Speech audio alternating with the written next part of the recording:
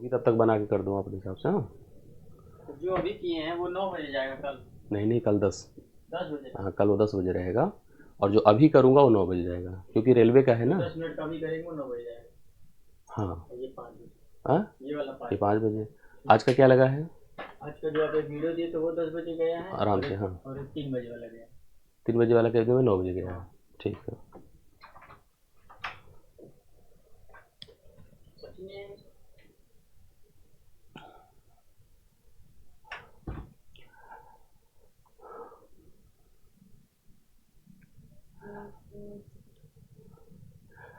नमस्कार, मैं संदीप तिवारी आप सभी का एक बार फिर से अगले टेस्ट सोल्यूशन जो कि टेस्ट नंबर 14 है उसमें स्वागत कर रहा हूं। यह टेस्ट कल ही कराया गया था बैचेस में।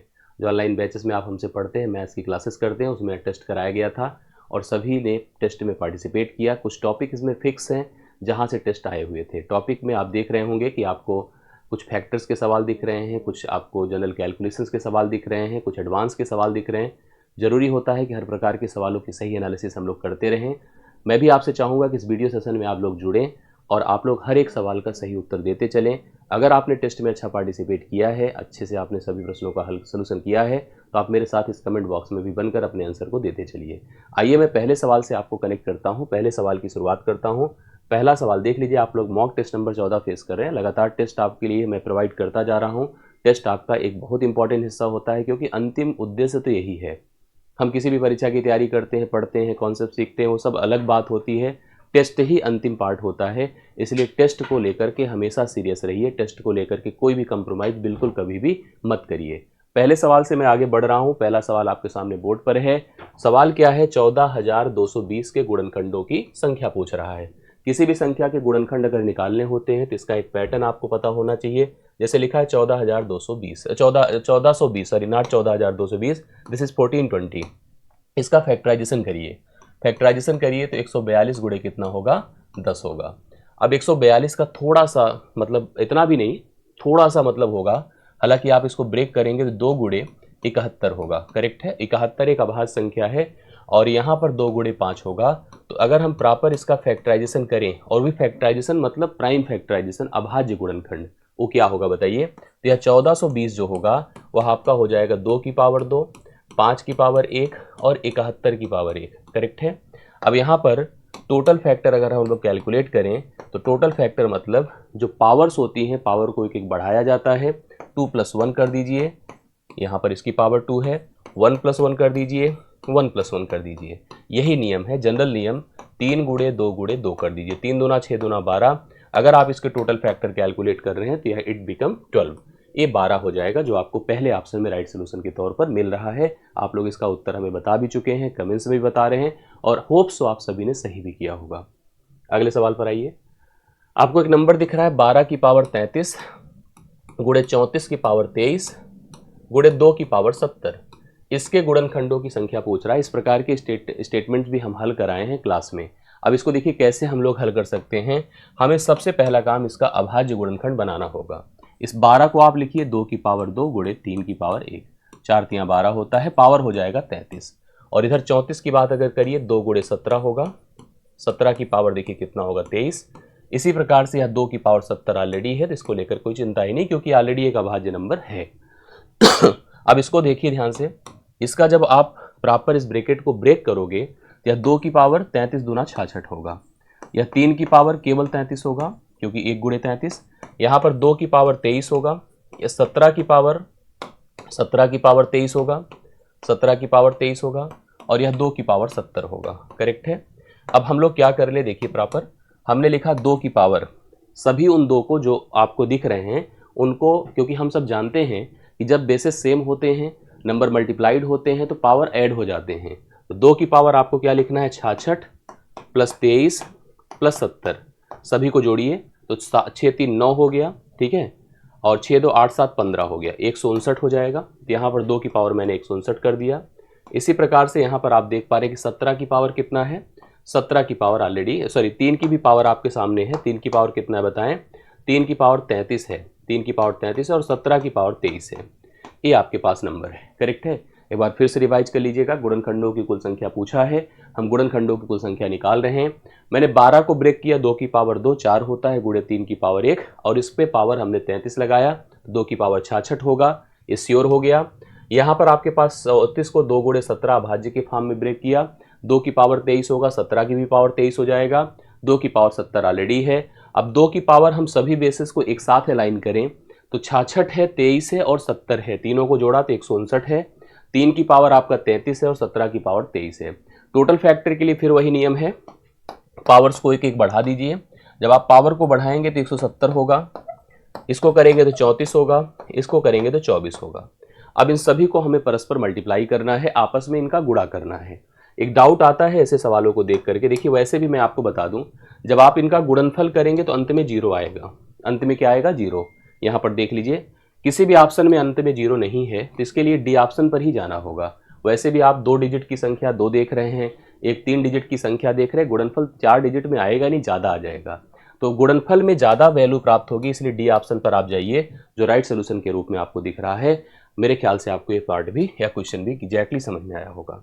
अगले सवाल में आ जाओ। अगला सवाल क्या है? 840 के सम गुणनखंडों की संख्या। तो सम गुणनखंड कैसे निकलते हैं? काम तो पहले फैक्टराइजेशन का ही करना है। ये जो फैक्टराइजेशन होगा 84 गुणे 10 के रूप में होगा।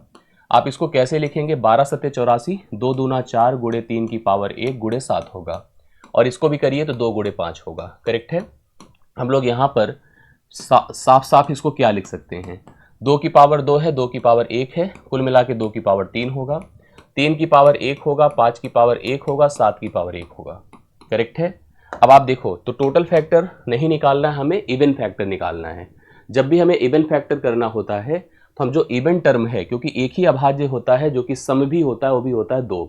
2 की पावर 3 है, 2 की पावर कितना है? 3 है। हम लोग जो इवन की पावर है 2 की पावर, उसको एज इट इज लेना है, क्योंकि हम एक बढ़ाते क्यों हैं आपको पता है? जो हम पीछे के सवालों में एक बढ़ाए हैं, सब में हम इसलिए एक बढ़ाते थे कि पहली जो अभाज्य होती या सॉरी पहला जो गुणनखंड किसी नंबर का है वो 1 होता है। जो 2, जैसे अब 2 है ना, तो 2 की पावर 0 के रूप में पहला गुणनखंड मिला। अब 2 की पावर 0 जो होगा 1 होगा, एक सम तो होता नहीं, तो उसको हमें छोड़ना पड़ेगा। इसके केवल 3 ही गुणनखंड माने जाएंगे, बाकियों के गुणनखंड एक एक बढ़ेंगे, मतलब 2 होगा, 2 होगा, 2 होगा। तो 2 दूना 4 दूना 8 त्रिक 24, इसके सम गुणनखंडों की संख्या आपको 24 देखने को मिले होगी। जिसने जिसने 24 लगाया है वो एकदम राइट सोल्यूशन दिया है। 24 आपके इस सवाल का सही उत्तर माना जाएगा। अगला सवाल देखिएगा। 2 की पावर 6 है, 5 की पावर 5 है, 7 की पावर 6 है और 10 की पावर 7 है। आपसे कहा इसके कितने गुणनखंड सम हैं? कितने गुणनखंड सम हैं? एक ध्यान देना पड़ेगा इसमें। जैसे यहाँ तो चलो 2 अभाज्य है, 5 अभाज्य, 7 अभाज्य, बस इसको थोड़ा ध्यान देना पड़ेगा। यह 2 गुणे 5 की पावर 7 है। अब आपको क्या करना होगा, एक बार स्टेटमेंट बनाइए। 2 की पावर 6, 5 की पावर 5, 7 की पावर 6 और यह हो जाएगा 2 की पावर 7 गुणे 5 की पावर 7। करेक्ट है।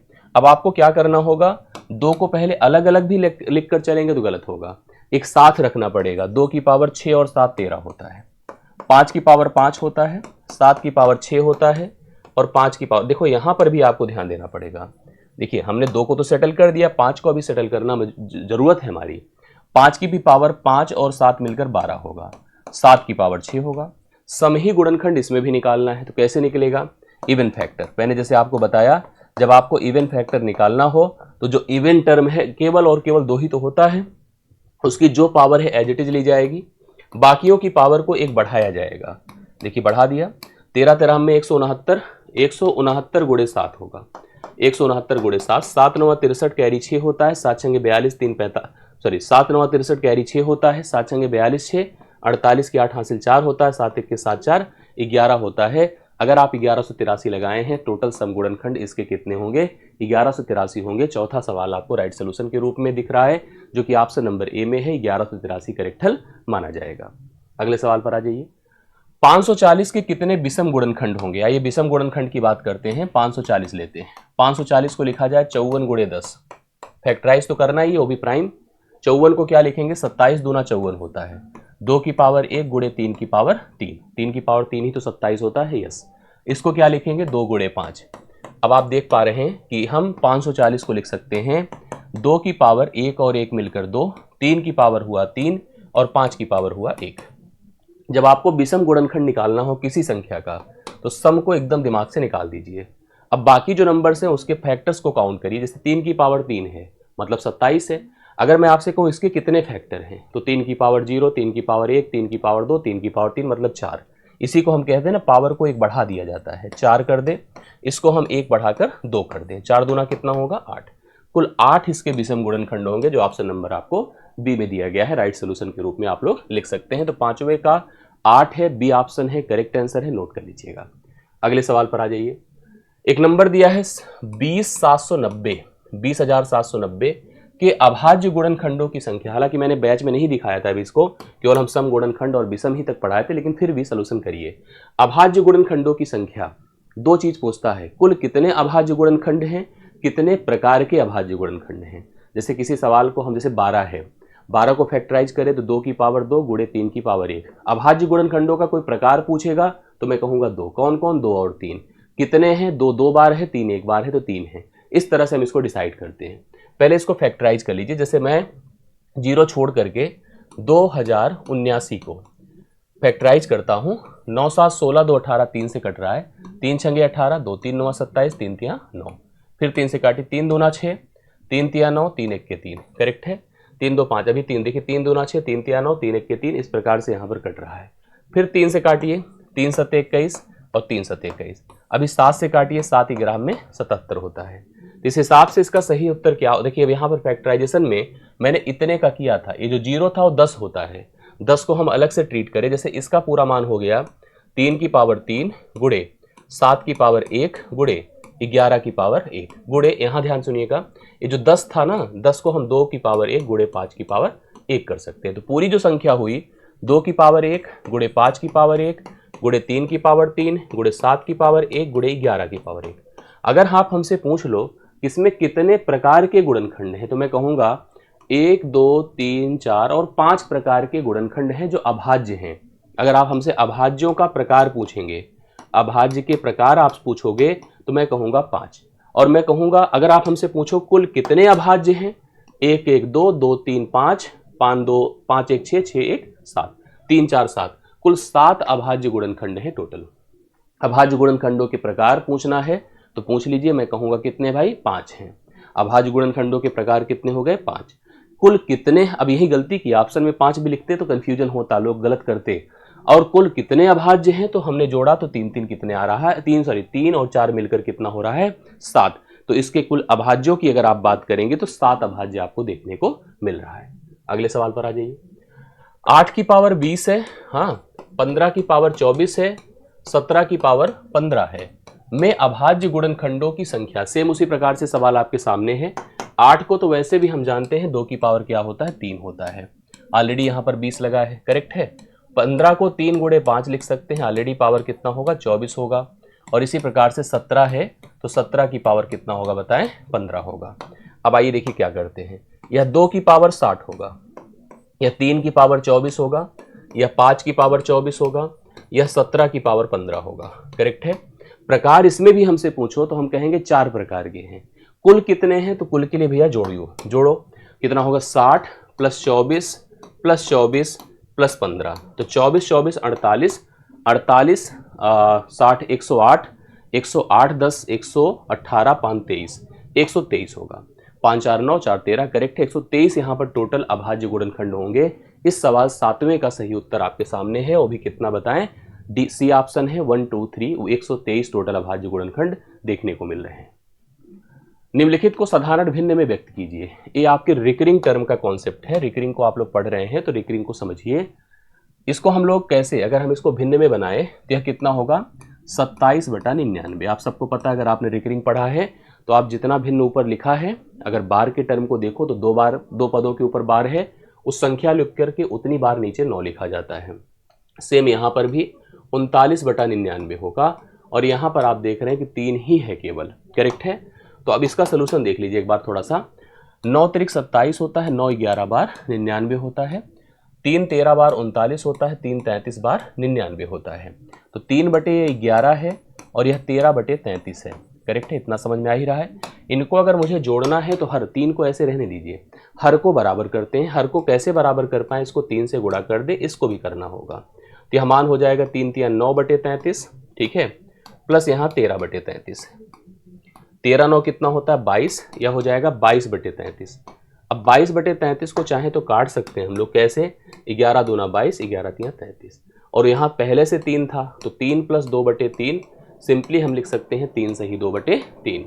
3 सही 2/3 देखिए ऑप्शन नंबर डी में है, राइट सोल्यूशन के रूप में है। जितने लोगों ने किया है एकदम परफेक्ट है। अगर किसी का कोई कंफ्यूजन हो तो प्लीज़ हमें बता दे। आशा करता हूँ समझ में आया होगा।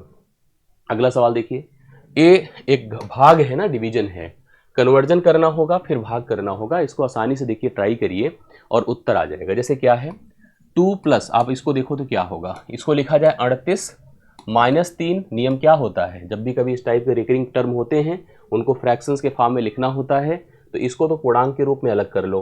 ये जो 0.38 को अगर मुझे, जो 8 के ऊपर बार रख रहा है, इसको अगर मुझे भिन्न में लिखना है, 38 लिखेंगे, उसमें से उस पद को घटाएंगे जिसके ऊपर बार नहीं है, नीचे गए जितने पदों के ऊपर बार था उतनी बार 9, और जितने पद के ऊपर बार नहीं तो उतनी बार 0 लिखेंगे। अब यहाँ पर ए अलग टर्म है, करेक्ट है, और भाग किससे किया गया, सेम उसी तरह का एक पद था 54, डिवाइड बाई क्या होगा, 1 बार 9 1 बार 0, करेक्ट है। चलिए आइए थोड़ा सा इस पर चलते हैं, ध्यान देते हैं, 2 रहने देते हैं इसको। 38 से 3 निकलेगा 35 होगा, बटे आपका 90, ठीक है। कुछ कट सके तो काट दें, हालांकि ना भी काटें तो चलेगा, लेकिन काट दें अच्छी बात है, कोई ऐसा नहीं। 90 दूना देखो, 90 दूना 180, 180 में 3 जोड़ा 30, 210 215 हो जाएगा। ये मान आपका 215 है, बटे 90 है। भाग किससे करना है, 54/90 से।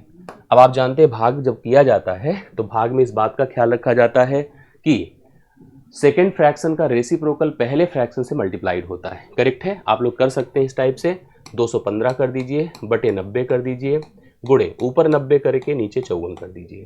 ये आपका 90 90 से खत्म है।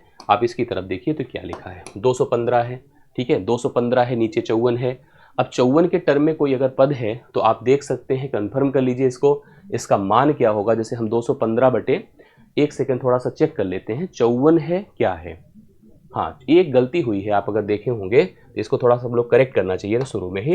यह 54 नहीं होगा, 54 तो था, 54 से हमें क्या करना था बताइए, 54 से हमें 5 को घटाना था। तो यह मान आप लोग सजेस्ट करो कमेंट में, यह मान 49 होगा, यहाँ 49 होना चाहिए था। उस हिसाब से नीचे आपका 54 ना जाता, तभी तो हमें लग रहा था कुछ प्रॉब्लम हो रही, 49 होगा। अब यह 49 है। अब देखिए कि यह 49 किसी में है, हाँ है, तो मैं देख पा रहा हूँ कि यह 215 है, नीचे 49 है।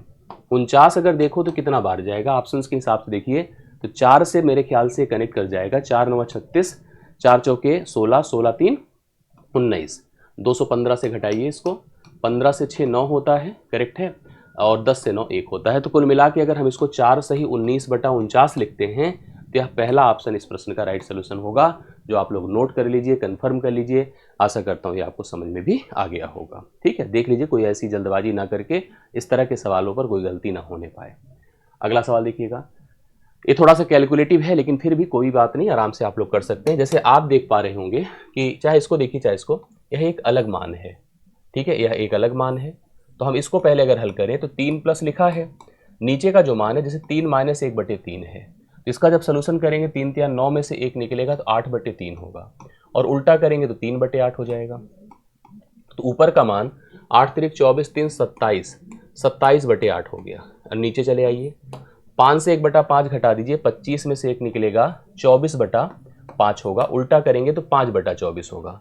तो हम लिख सकते हैं कितना बताएं, 5 + 5/24, ठीक है। 1 से भाग करने का मतलब उल्टा ही होना है, 24 पंचे 120, 120 5 125, 125/24 हो गया, ठीक है। अब आप समझो यह मान अगर थोड़ा फिर उसी टाइप जैसे अभी पीछे हल किया था, 27/8 कर दें, गुणे 24 ऊपर करके नीचे 125 कर दें, तो 8 तिरिक 24 होता है, 27 तिरिक 81 होता है, 81/125 कर देते हैं, करेक्ट है। भाग किससे करना था, और भाग भी देखो ध्यान से, जैसे हमारा यह मान है 81/125, और उसके बाद क्या है, माइनस है, जो 9/25 है तुरंत मत कर दीजिए क्योंकि आफ लगा है, आपका मतलब 9/5 है, गुणा होता है, तो पहला काम आपको गुणा ही करना पड़ेगा। अब आप देखो तो 25 पंचे 125, 9 9 81, 81/125 ये हो गया, और ये भी 81/125 हो गया। अब कोई सोचे कि गलती से हम पहले इसको घटाने लग जाए तो फंस जाएगा, ये खत्म हो जाएगा, पूरा 0 हो जाएगा।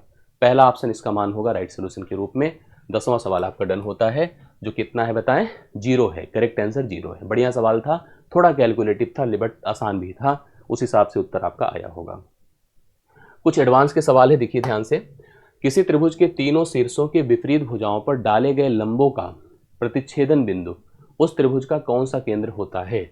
एक कोई ट्रायंगल हो, मैंने आपको पढ़ाया होगा, त्रिभुज आपका ABC अगर है, प्रत्येक शीर्ष बिंदुओं से विपरीत भुजाओं पर डाले गए लंब, लंब मतलब समकोण बनाने वाली रेखा, लंब मतलब समकोण बनाने वाली रेखा, लंब मतलब समकोण बनाने वाली रेखा, इनका जो इंटरसेक्टिंग पॉइंट होता है वो क्या कहलाता है। अंग्रेजी में वैसे भी जनरल जान लो, बिना उसको पढ़े, हमने अभी कोई ऑप्शन नहीं पढ़ा।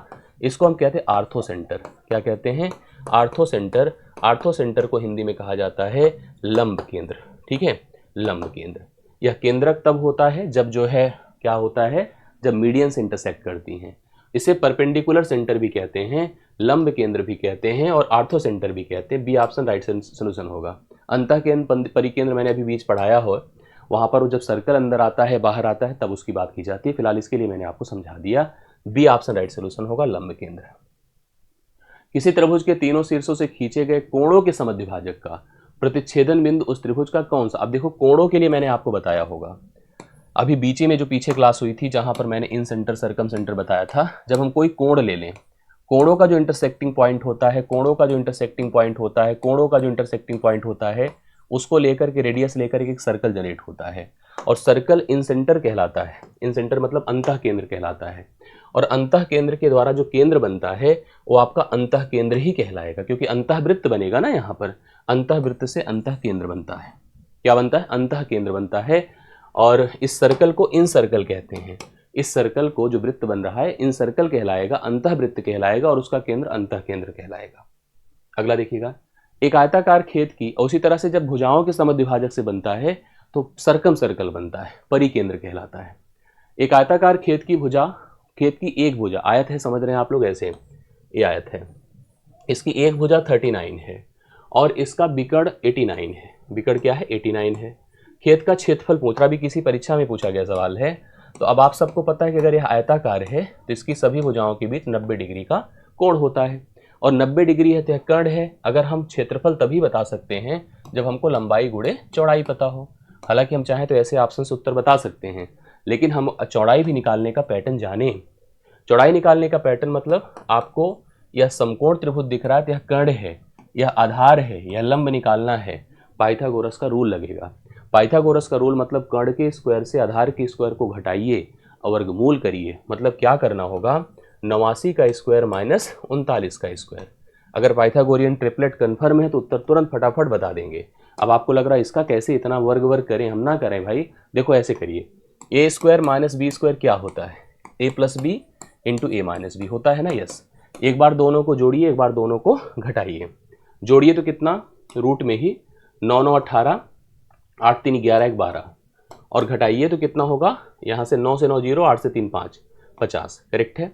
अब इस हिसाब से आप समझ लो कि यह मान आपका 128 है जो 2 की पावर 7 होता है। समझ रहे हैं ना सब लोग? इतना तो पावर और पता ही होगा। 25 को हम, इस 50 को 2 गुणे 25 कर सकते हैं, 2 की पावर 1 और 25 लिख देते हैं। 25 मतलब 5 की पावर 2, यह 2 की पावर 8 हो जाएगा। 2 की पावर 8 मतलब 256, जिसका वर्गमूल होता है 16। भाई ये दोनों मिलकर 256 होगा। 256 का वर्गमूल 16 होता है। 25 का वर्गमूल 5 होता है तो 16 पंचे 80, अर्थात यह भुजा कितनी हो गई? 80। अब अगर हमसे एरिया पूछा है तो एरिया होता है length into breadth. Length into breadth. 39 थी लेंथ और ब्रेथ है अभी अभी आई 80। करेक्ट है, 80 आई। इनका प्रोडक्ट कर डालें, 0 हो गया, 8 9 72, 8 3 24 7 31, 3120 होगा जो आपको सी ऑप्शन में दिखा है। 3120 राइट सोल्यूशन है। 13वां सवाल डन होता है। आप सभी लोग उतार लें, 3120 करेक्ट आंसर इस सवाल का बन जाएगा। करेक्ट है, आगे बढ़े। समांतर चतुर्भुज में संलग्न भुजाओं की लंबाई 11 एवं 13 है। एक समांतर चतुर्भुज है जिसमें जो संलग्न भुजाएं हैं, जुड़ी भुजाएं हैं, ये समांतर चतुर्भुज आपको दिख रहा है। करेक्ट है। ए समांतर चतुर्भुज की संलग्न भुजाओं की लंबाई 11 और 13 है। ये 11 है तो 13 है। यदि एक विकर्ण 16 मीटर है, एक विकर्ण क्या है? 16 मीटर। ये विकर्ण देखो एक 16 है। अब पूछा दूसरे विकर्ण की लंबाई बताओ क्या होगा। दूसरे विकर्ण की लंबाई अर्थात सेकंड जो डायगोनल्स आपके पास है इसको पता करना है। इसका एक रूल होता है, रिलेशन होता है, उसको आप लोग जाने रहिएगा जिससे कि आपको ये चीज़ कन्फर्म है। जैसे क्या, मैं बता दूं कि अगर समांतर चतुर्भुज की भुजाओं को आप ए मान रहे हैं, बी मान रहे हैं, ठीक है, और इसको आप D1 मान रहे हैं जो अभी हमने निकाला, और अगला जो हमसे ए पूछा जाएगा वो D2 ही तो होगा, ठीक है। तो रूल दिमाग में रख लीजिएगा, ट्वाइस ए स्क्वायर प्लस बी स्क्वायर, मैंने इसको लिखवाया भी होगा, बराबर D1 square plus D2 square. ये है पैटर्न, करेक्ट है। दोनों भुजाओं का दोनों विकर्णों के साथ यही रिलेशन होता है। इसको मैंने समचतुर्भुज में भी लिखवाया होगा, वहां पर क्योंकि जो भुजाएं समान होती है तो उसका अलग संबंध बनता है, 4a स्क्वायर हो जाता है, ठीक है। यहाँ पर क्या करा, तो 2 लिखा, a स्क्वायर मतलब 11 स्क्वायर प्लस 13 स्क्वायर, और यहाँ पर D1 स्क्वायर मतलब 16 square plus D2 square. D2 ही फाइन करना है। आइए सॉल्यूशन करते हैं। 11 ग्राम में 121 प्लस 169 गुणा 2 है, ठीक है, घटेगा इसमें 256, अभी पहले इसको रहने देते हैं, 256 कर दें, प्लस D2 स्क्वायर, अभी जब आएगा तो उसका वर्गमूल भी करना होगा। देखिए इन दोनों को जोड़िए, 9 1 10 6 2 8 1 9, 9 1 10 6 2 8 1 9, 2 1 1 2 2 1 3, 300 दूना 600, ठीक है। 600 से 256 घटेगा, 256 घटा बराबर D2 स्क्वायर हो गया, 10 से 6 4 होता है, ठीक है, 10 से 6 4 होता है, 9 से 5 4 होता है, और यहाँ पर कितना हो गया, 5 से 2 3, कितना हो जाएगा। अगर इसको सॉल्व करते हैं हम लोग, यहाँ पर कुछ गलती हो रही है, एक बार चेक कर लेते हैं। 11 का वर्ग 121 होता है, 13 का वर्ग 169 होता है, 121 और 13 का वर्ग, 121 और 13 का वर्ग, कहीं कुछ गलती हो रही है, एक सेकंड फिर चेक कर लेते हैं। 9 1 10 हो गया, 6 2 8 1 9 होगा, भाई गलती थी, 290 होगा, ये 290 होगा। और 290 का जब हम डबल करेंगे, 290 का जब हम डबल करेंगे, ये 290 हुआ, 290 गुणे आप 2 कर दो, 580 हो जाएगा, 580 से 256 घटा दो तो D2 स्क्वायर हो गया। घटा के देखिए कितना आता है, 10 से 6, D2 स्क्वायर कितना हुआ, D2 स्क्वायर 10 से 6 4 है, 10 से 6 4 है, 7 से 5 2 है, ठीक है, और 7 से 5, 5 से 2 3 है, 324 हो गया। तो D2 बराबर अंडर रूट इतना 324 है, 324 का वर्गमूल क्या होता है, 18 होता है, 18 का वर्ग होता है 324। तो राइट सोल्यूशन इसका क्या हो रहा है, सी ऑप्शन। सेकेंड जो डायगोनल है आपका, वो आपका कितना हो जाएगा बताएं, 18 हो जाएगा। 14वें सवाल का सही उत्तर आपका 18 है, सी ऑप्शन में राइट सोल्यूशन आपको देखने को मिल रहा है। इस पैटर्न को याद रखना, क्योंकि देखो आपको एरिया पता चल जाता है, सारी चीजें कंफर्म हो जाती है, लेकिन ये पैटर्न सब कंफ्यूज रहते हैं। ट्वाइस साइड्स का स्क्वायर प्लस मतलब sum of the square of the sides is equal to D1 square plus D2 square, correct, दोनों विकर्णों के वर्ग का जोड़। ये 14 नंबर डन होता है। अगला देखिएगा, एक त्रिभुज की भुजाएं दिया है, एक त्रिभुज की भुजाएं 56 है, 90 है, 106 है, इसके परिवृत्त की परिधि पूछ रहा है, परिवृत्त की परिधि पूछ रहा है। तो हमारे पास एक देखो ट्रायंगल है, ध्यान सुनिएगा। अब ट्रायंगल कैसा है ये हमको कंफर्म होना चाहिए, यह ट्रायंगल क्या आपका समकोण हो सकता है, नहीं हो सकता है, क्या स्थिति है, थोड़ा सा हम लोग इसको समझे पहले। जैसे एक 56 है, करेक्ट है, एक 56 है, ध्यान से देखिएगा, एक 56 है और एक 90 है और 106 है। जब भी ऐसे सवाल आए थोड़ा सा डाउट तो रहता है, ये हो सकता है कहीं ना कहीं ये आपका ऐसा तो नहीं कि समकोण त्रिभुज है, क्योंकि अगर कभी समकोण त्रिभुज है तो समकोण त्रिभुज की जो परिवृत्त बनता है तो परिवृत्त ऐसे बनता है। अभी प्रॉपर हमको मिलाना चाहिए इसको, ये देखिए ऐसे बनता है ये, और हमने आपको पिछली क्लास में ही बताया था, याद होगा आप लोगों को, कि इसका जो सेंटर होता है, केंद्र इसका जो होता है परिवृत्त का, वो जो हमारा कर्ण है, कर्ण के बीच में होता है। इसका मतलब कर्ण का आधा ही इसकी परिवृत्त की त्रिज्या होती है। हमको यही डाउट यहाँ लगता है। अब यहाँ हम कैसे समझे कि यह समकोण त्रिभुज का पार्ट है, पता नहीं है भी कि नहीं, अभी हम कहाँ समझ पा रहे हैं। मैंने थोड़ा सरल किया, कुछ पाइथागोरियन ट्रिपलेट हमको तैयार है, जैसे हम 3 4 5 जानते हैं, हम 5 12 13 जानते हैं, ये सब चीज़ें हम जानते हैं। उसी आधार पे मैंने थोड़ा सरल करने के लिए सोचा। देखिए कैसे, हम 4 से पहले तो हम क्या करते हैं, इसको 7 से नहीं, हम किस से काट सकते हैं, 4 से पहले हम इसको 2 से काटते हैं, 2 से काटते हैं, 2 से 28 बार गया, 2 से किया 45 बार गया, क्लियर है, 2 से किया 2 पंचे 10, 2 3 6 53 बार गया। अब हमने देखा कि 28 है, 45 है और 53 है। अब 28 45 53 तो भाई किसी कनेक्टिविटी में आ नहीं रहा है, तो हम इसको कैसे सोच पाएँ कि यह समकोण त्रिभुज है कि नहीं है, पता नहीं, क्या डाउट है, मतलब हम कैसे इसको समझ पाएँ, इसको हमको सोचना पड़ेगा। लेकिन मैं आपकी जानकारी के लिए बता दूं, अगर आप इसका वर्ग करेंगे, जैसे भुजा जो आपके पास 106 दी गई, जैसे हम लोग देख रहे हैं, इसका वर्ग करेंगे, 45 का वर्ग करेंगे, 28 का वर्ग करेंगे, एक और अगर हमारा स्टेप बनना होता जिसमें हम इसको डिसाइड कर पाते कि यह जो लेंथ इतनी है, हमसे क्या पूछा है, परिवृत्त की परिधि पूछा है। परिधि तभी आएगी जब त्रिज्या आएगा, त्रिज्या जब तक नहीं आएगी कौन सा परिधि बता पाएंगे। एक बात की मैं श्योरिटी दे रहा हूं कि आप करके देख लीजिएगा, इसका वर्ग प्लस इसका वर्ग प्लस इसका वर्ग बराबर इसका वर्ग होगा। यहाँ पर पहचान को लेकर के हम थोड़ा सा अपडेट कर दें आपको कि कैसे हम पहचानेंगे। हम कुछ तो काटे, जैसे 2 से हमने इसको डिवाइड किया, 2 से डिवाइड करने के बाद अगर हम जैसे अंतर पर भी जाके देख लेंगे ना तो भी आपको डिसाइड होता नजर आएगा। करेक्ट है। इसका मतलब ये मान के चलिए समकोण त्रिभुज है, लेकिन वो भी हमको भाई तय करना पड़ेगा। हमने क्या किया थोड़ा सा मैं आपको तय करके बताता हूँ। जैसे इसके डिफरेंस से इसको डिफरेंस करिए, 53 का स्क्वायर माइनस 45 का स्क्वायर, अभी कंफर्म हो जाएगा। अभी जो एक पैटर्न हम लोगों ने पढ़ा था 53 का वर्ग, अब यहाँ पर a square minus b square के हिसाब से चलते हैं तो ये कितना होगा, जोड़िए कितना होगा, 5 3 8 है, 5 4 9 है। करेक्ट है, 5 3 8 है, 5 4 9, और घटाइए 13 से 5 8 है और ख़त्म ही हो गया। अब इसको थोड़ा ब्रेक कर 196 हो गया। हाँ 196 गुणे कितना 4, तो 196 का वर्गमूल 14 है और 4 का 2 है, तो 28 आया कि नहीं आया। इसका मतलब यह समकोण त्रिभुज है, यह समकोण त्रिभुज है और यह भुजा इसकी कर्ण है, यह भुजा इस पे 90 मानिए, ये ऐसे बनेगा परिवृत्त ऐसे। अब इस समय इसकी जो रेडियस होगी ना, इसकी जो रेडियस होगी 156 का आधा होगा। हम याद रख लें कभी भी अगर हमारा एक समकोण त्रिभुज है, मैंने आपको पढ़ाया भी होगा क्लास में, समकोण त्रिभुज के जो परिवृत्त बनता है उसकी जो त्रिज्या होती है कर्ण की आधी होती है। तो कर्ण 106 है, 106 का आधा कितना हो जाएगा बोलिए, 53 हो जाएगा, 53 हो जाएगा रेडियस इसकी परिवृत्त की। अब हमसे परिधि पूछा है, किसी सर्कल की परिधि क्या होती है, 2 पाई आर होती है। 2 गुणे पाई रहने दीजिए क्योंकि ऑप्शंस देखिए सारे पाई में दिए हैं, गुणे आर कर दे 53, 53 दूना 106, 106 पाई देखिए सब कुछ है वहीं पर, 106 पाई इसका राइट सोल्यूशन है जो पहले ऑप्शन में आपको दिया है। राइट सोल्यूशन आपके सामने है। 15वां सवाल डन होता है जिसका उत्तर आपका पहला ऑप्शन बनकर सामने आ रहा है। करेक्ट है। चलिए अगले सवाल पर आइए। वृत्त की त्रिज्या का माप क्या है जो एक ऐसा त्रिकोण बनाती है जिसकी भुजाएं 8, 15 और 17 इकाइयां हैं। ये भी समकोण त्रिभुज है, 8, 15 और 17 एक पाइथागोरियन ट्रिपलेट बनाते हैं। ठीक है, वृत्त की त्रिज्या पूछ रहा है जो एक ऐसा त्रिकोण बनाती है, जो एक ऐसा त्रिभुज बनाती है, एक ऐसा त्रिभुज। मैं आपको, ये तो पाइथागोरियन ट्रिपलेट एकदम स्पष्ट है कि 17 का वर्ग करिए, 8 का वर्ग करिए और 15 का वर्ग करिए। ये इनका वर्ग 17 के वर्ग के बराबर पाइथागोरियन ट्रिपलेट के अंडर ही आता है।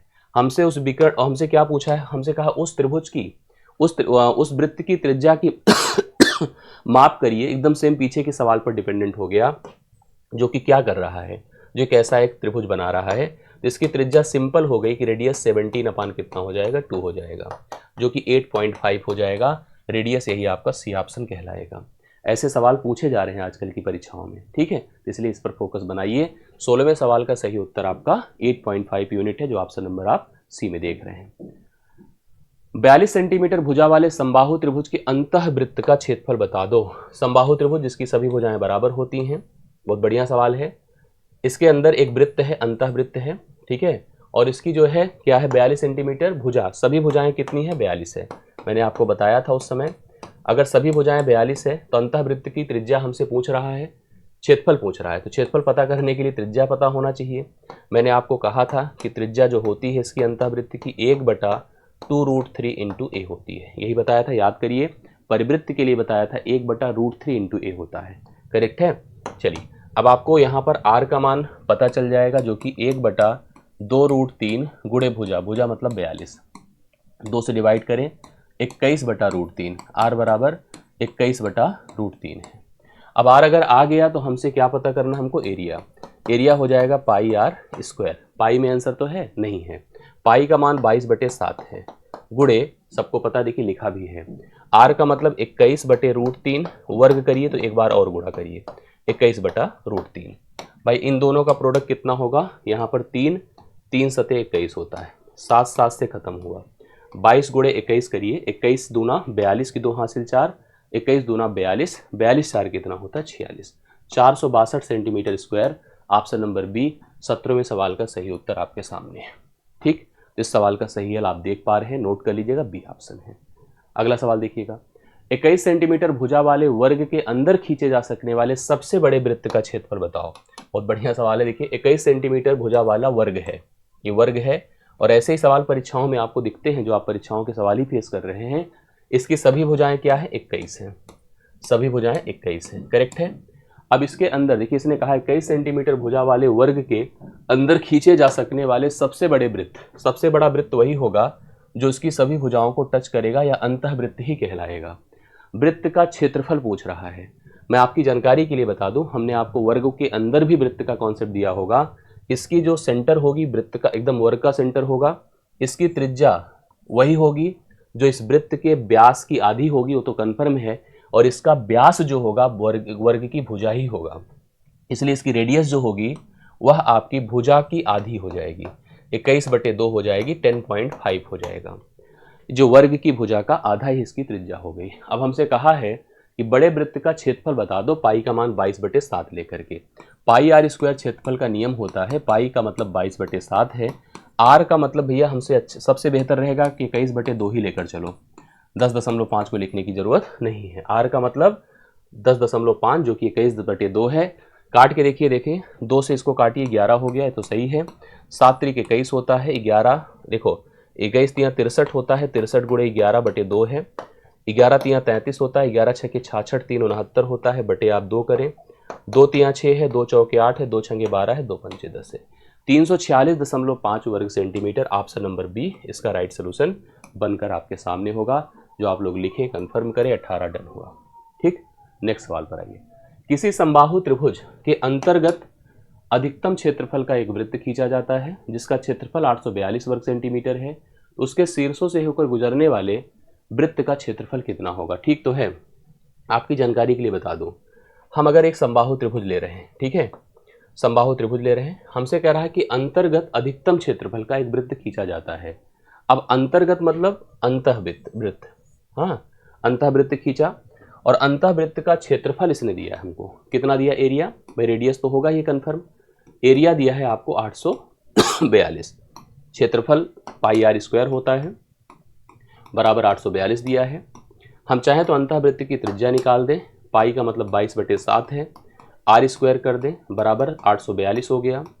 फिर से देखिएगा, काट सके जो काटिए, 11 दूना 22, 11 सते 77, 77 7, फिर देखिए कितना होगा, 77 और 7 84 ना, निकट नहीं रहा है, एक सेकेंड रोक दीजिए इसको, ऐसे पहले काटने का कोई अर्थ नहीं है, जब तक चीज़ें नहीं सेट होती ऐसे रहने दिया करें।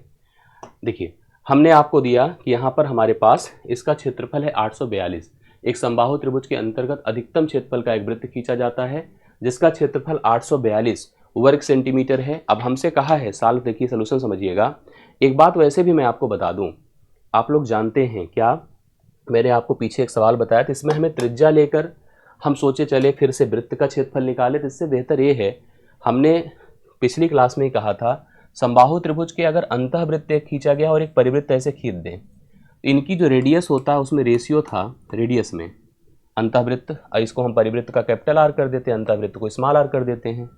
अंतःवृत्त और परिवृत्त की जो त्रिज्याओं का अनुपात 2:1 था, ठीक है, और इनके जो क्षेत्रफलों का अनुपात था A1 और A2 का, वो आपका 4:1 था, 4:1 था। इसका मतलब अगर इसका क्षेत्रफल अंतःवृत्त का 842 है तो हम त्रिज्या क्यों निकालें, सीधा 4 से गुणा करें, दूसरे का क्षेत्रफल हो जाएगा। आज 4 से गुणा करिए, 4 दूना 8, 4 चौके 16, 4 अट्ठे 32, 1 33, 3368, 3368 हो जाएगा। डी ऑप्शन राइट सोल्यूशन होगा। 19 नंबर 3368 इस प्रश्न का सही उत्तर होगा, जो आप लोग लिखें, कंफर्म करें। अगला सवाल लास्ट होगा, इसको ध्यान से सुन लीजिए, कंफर्म करिए। समबाहु त्रिभुज की परित्रिज्या और अंतः है, तो अभी हमने बर्बल बताया आप लोग को। समबाहु त्रिभुज की परित्रिज्या, एक समबाहु त्रिभुज है, ये देखिए आपके सामने है, सभी भुजाएं बराबर हैं। परित्रिज्या ये है, परिवृत्त पर आएगी, अंतः त्रिज्या अंतःवृत्त पर आएगी, करेक्ट है। इसमें हमेशा 2:1 का अनुपात, दरअसल ये ऊंचाई बनाता है और ये हाइट को 2 भागों में ब्रेक करता है, ये 2 और 1 का अनुपात हमेशा बनता है, इसलिए अगर यह कैपिटल आर है तो यह स्मॉल आर होगा। 2:1 का अनुपात परित्रिज्या और अंतः त्रिज्या का बनेगा, और उसी पर पीछे हमने देखिए अभी आपको क्षेत्रफलों का भी अनुपात आपको बना के दिया, 4 और 1 का बन रहा था। ये सभी सवाल हुए, आशा करता हूँ सबको समझ में आया होगा। कमेंट जरूर करिए, बताइए कौन से सवाल में प्रॉब्लम है या कौन सा समझ में नहीं आया है, या जिसको अभी आपको फिर से समझना है, या समझ में आया कि नहीं आया, मुझे सारी अपडेट्स आप अपने कमेंट से दो। वीडियो को लाइक भी करिए, शेयर भी करिए। बाकी मुलाकात अगली क्लास में होती है। अभी के लिए मेरी तरफ से इतना ही, बहुत बहुत धन्यवाद। Thank you so much.